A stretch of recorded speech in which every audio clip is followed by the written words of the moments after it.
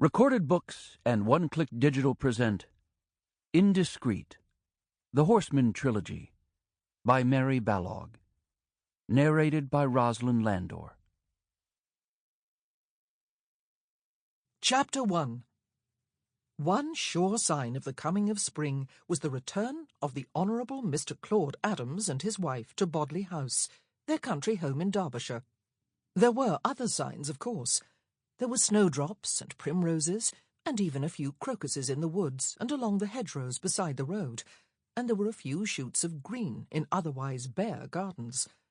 There was a suggestion of green about the branches of trees, though one had to look closely to observe the delicate buds. The air was warmer than it had been, and the sun seemed a little brighter. The roads and laneways had dried after the last heavy cover of snow. Yes, spring was coming. But the surest sign of all, and the one most welcome to many of the inhabitants of the small village of Bodley-on-the-Water, was that the family was returning to the house. Almost invariably they left soon after Christmas, sometimes before, and spent the winter months visiting various friends.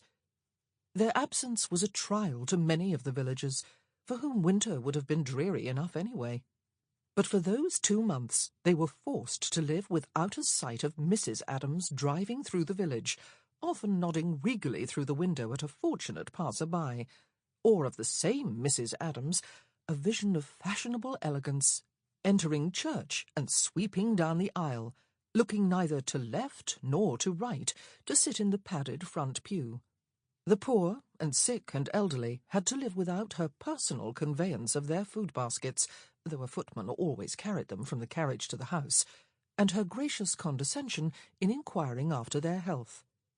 Those of some social stature had to live without the occasional flattering visit, during which Mrs. Adams would sit inside her carriage, the